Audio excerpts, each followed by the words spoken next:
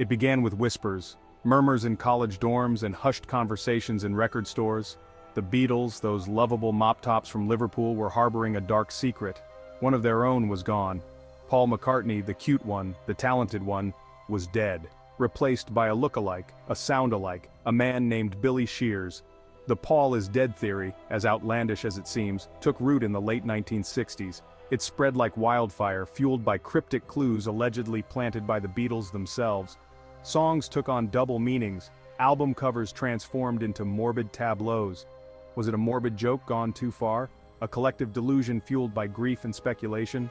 Or was there something more, something sinister lurking beneath the surface of the world's biggest band?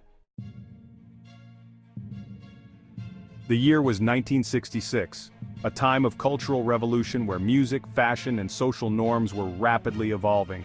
The world was captivated by the British invasion, and at the forefront of this movement were the Beatles. The Beatles, exhausted from relentless touring and the pressures of fame, decided to stop live performances. Their decision marked a significant turning point in their career, as they sought to focus more on studio recordings and creative exploration. Then came the fateful day, November 9th, a date that would become etched in the annals of rock history, not for a new album release but for a tragic event that would spark endless speculation. According to the theory, Paul, engaged in a heated argument with his bandmates, stormed out of the studio. Tensions had been running high, and this argument was the breaking point for Paul. He sped off in his Aston Martin, a car that symbolized both his success and his desire for freedom. The night was dark, and the roads were treacherous. The car crashed. Paul McCartney was dead. The news, if true, would have sent shockwaves around the world, devastating millions of fans. The Beatles, devastated and fearful of the impact on their fans, made a pact of silence.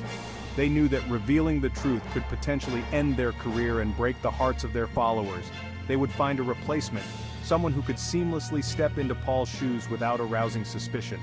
A man who could not only mimic Paul's appearance but also his musical genius.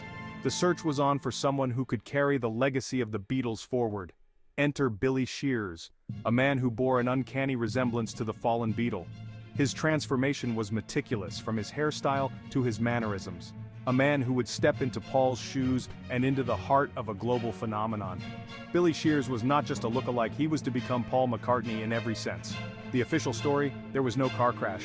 The Beatles and their management maintained that Paul was alive and well, continuing to create music. Paul simply retreated from the public eye, seeking solace from the pressures of fame.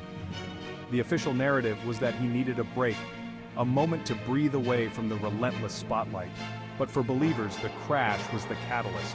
They saw clues in album covers, song lyrics, and even in the band's behavior. The event that birthed one of the most enduring conspiracy theories of all time. A theory that continues to intrigue and captivate the imaginations of fans and conspiracy theorists alike, decades after that fateful night.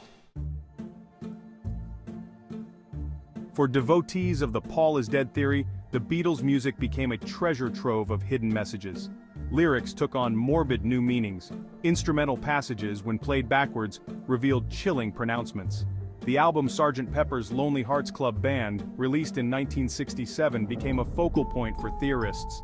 The album cover, a collage of famous faces, was dissected for hidden symbolism. Look closely, they urged, and you'll see a fresh grave at the feet of the Beatles.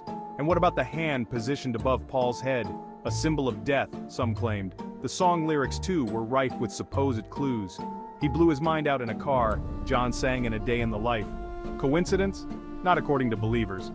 And then there was the cryptic message supposedly revealed when Revolution 9 was played backwards. Turn me on, dead man. The evidence, they argued, was right there in the music. Section 4. A different tune, the transformation of Paul McCartney. The Paul is dead theory didn't just rely on hidden messages and symbolic interpretation. It was a phenomenon that captivated the imaginations of fans and conspiracy theorists alike. The idea that Paul McCartney had died in a car accident in 1966 and was replaced by a lookalike was more than just a rumor. It became a cultural touchstone. It also hinged on the belief that Paul McCartney, after 1966, was physically different. This wasn't just about minor changes that come with age or lifestyle. It was about a complete transformation that seemed almost too drastic to be natural. His appearance, his mannerisms, Even his voice had undergone a subtle but noticeable transformation. Fans and skeptics alike pored over photographs, videos, and recordings, looking for any inconsistencies that could prove their theory. "Look at the photos," they urged. "Compare the old Paul to the new one." The differences, they claimed, were undeniable. The pre-1966 Paul, with his youthful face and impish grin, was gone. This Paul was full of life, energy, and a certain boyish charm that endeared him to millions. In his place was a man with a longer face, a more subdued demeanor, and eyes that seemed to hold a 1,000-yard stare.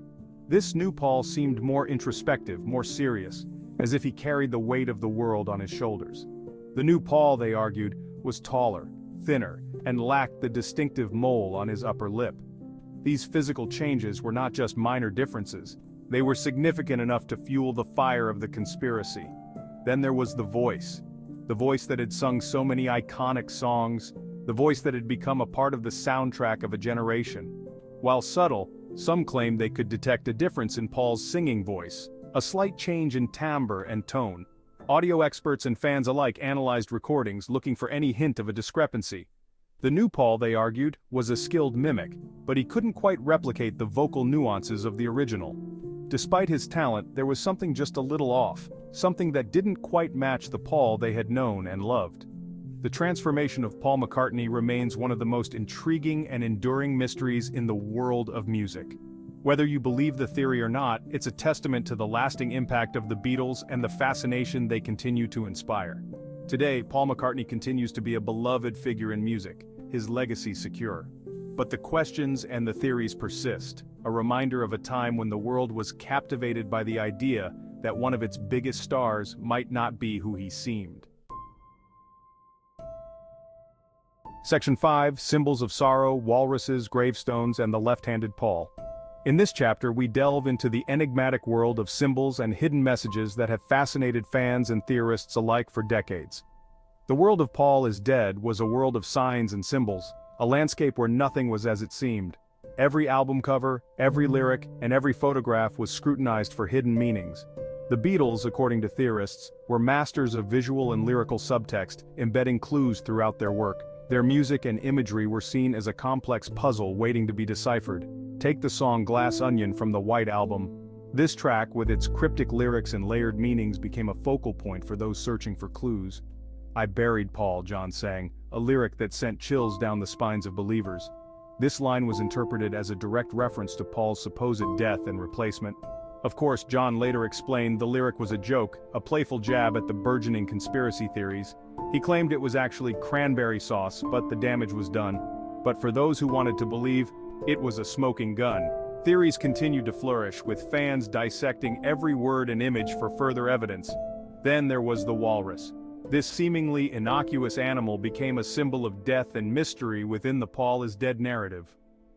John Lennon's psychedelic masterpiece, I Am the Walrus, became inextricably linked with the theory, with some interpreting the walrus as a symbol of death in certain cultures. The song's bizarre and surreal lyrics only fueled the speculation. The imagery of the song, surreal and dreamlike, only added to the mystique. Fans pored over every line, every note, searching for hidden messages and clues, and throughout it all, there was the persistent question of Paul's handedness. This detail became a cornerstone of the conspiracy theory. A left-handed bassist before 1966, the new Paul was often seen playing right-handed. This discrepancy was seen as a glaring inconsistency by theorists. Another clue, theorists argued, of a masterful deception. They believed that the real Paul had been replaced by a lookalike, and this change in handedness was a subtle but telling sign. The Paul is Dead theory became a cultural phenomenon, captivating the imaginations of fans around the world. It was a testament to the power of the Beatles' music and the enduring allure of mystery. Gravestones, walruses, and left-handedness, these symbols of sorrow and intrigue continue to fascinate and perplex.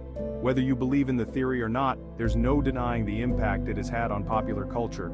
In the end, the Paul is Dead theory is a reflection of our desire to find meaning in the mysterious and the unknown. It reminds us that sometimes the most compelling stories are the ones we create ourselves. And so the legend of Paul is Dead lives on, a testament to the enduring power of myth and the human imagination.